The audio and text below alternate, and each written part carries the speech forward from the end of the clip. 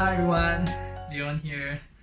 I've shared in my previous video that the author's opinion on why is it important for people, for individuals and companies to start with why. What is a golden circle, and the author's alternative approach to get people to take action. Okay, instead of using manipulation, he inspires people to take action. Okay, and in this video, I'm going to share the author's explanation on why humans exhibit such behavior of having the need or the want to belong to something, to a community, and the advantages of individuals and companies who start with why over the other companies who start with what.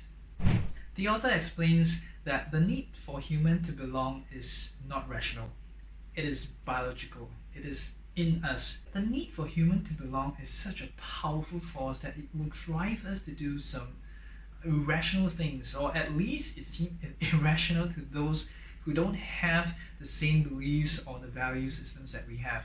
Okay, for example, we can do things like setting up fan clubs, like going to great lengths to include the brands, the products and the services into our lives, to endure some inconveniences just to get to that brand, product, services, and also to pay a little bit more to get those products into our lives, right? It's something that I see it makes perfect sense, because what is the most common topic that people talk about?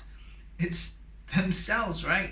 So it makes sense that if they find some products or services that embodies their values and beliefs, they would include that. It's just natural for them to include that into their lives, isn't it? And the author further explains through an illustration of the cross-section of our brain from top-down view that you can see on screen right now. Coincidentally, if you can see, it looks like the golden circle. And comparing this to the golden circle, you will find that the neocortex of the brain, which is the outer part of the brain, corresponds to the what of the golden circle. And the limbic brain, which is the two inner circles, correspond to the why and the how of the golden circle. An explanation for neocortex and limbic brain is like that. The neocortex is responsible for rational thoughts and language. Okay, whereas the limbic brain is more of feelings, emotions like trust and loyalty, and the limbic brain does not have the capacity for language. That is why we find it difficult at times to put certain things in words, especially what we're feeling. Like, for example, why do you love the person you're with right now? Why do you love him or her? And sometimes it's just so difficult to describe that feeling, right? Or the reason. And we rationalize it instead. So we will say something like, he or she is pretty, handsome, funny, smart, and all this are just rationalizing what we feel. But there's so many people who are pretty, handsome, smart, and funny, and we don't really love them, do we? Obviously, we know that, and we know that there is more to it. It's not just those, but it's just so difficult to describe it in words. And that is the limbic brain at work. The author gave an example of a company that starts with why, which is Apple.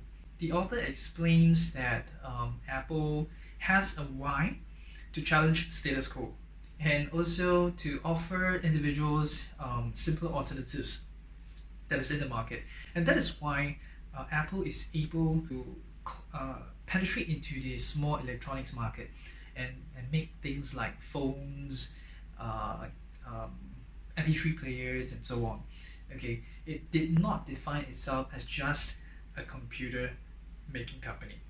Comparing this to Dell, Dell is a quality company that is qualified enough to make quality products, electronic products, but it did not have the advantage over Apple, because people could not see beyond Dell as just a computer making company, and that is why Dell could not penetrate into the small electronics market as much as Apple did.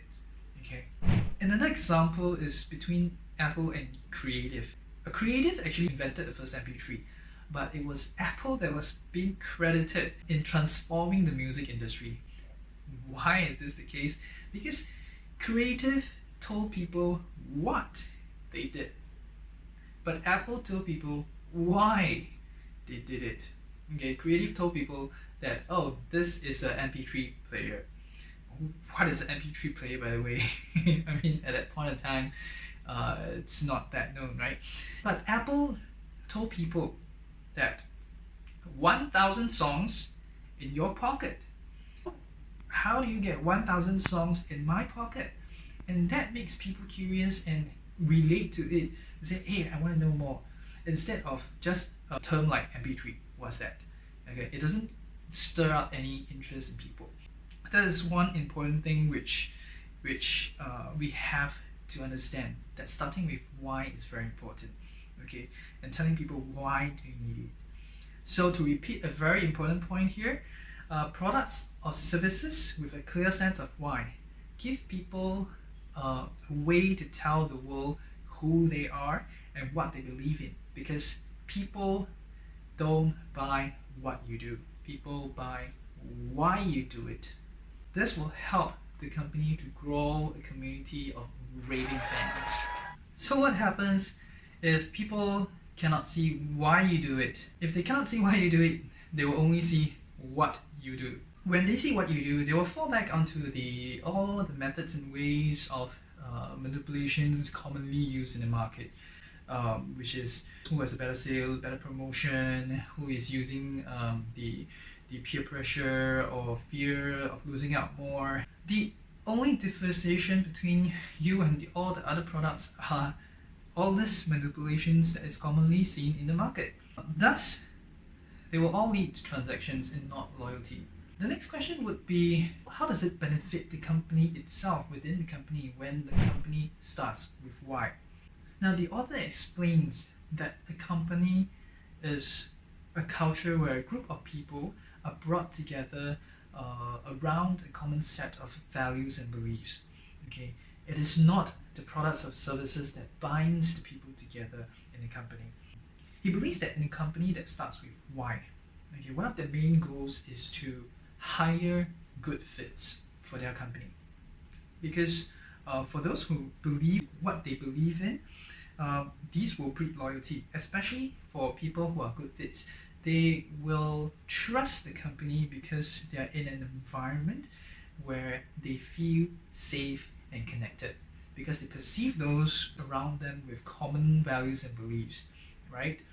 And because of this, they will be more motivated to do more for the company, to go the extra mile, to explore and innovate more, and even stay with the company when the other companies are giving them more benefits than what they're currently having in the company. This will actually save you a lot of time in managing turnovers and staff matters in the company, and lets you focus on your course.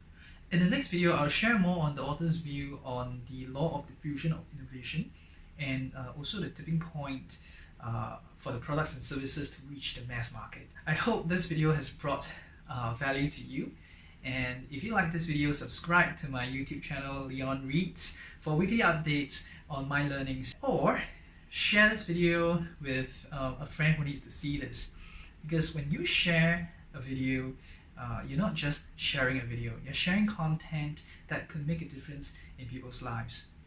I thank you for watching, and see you in the next video.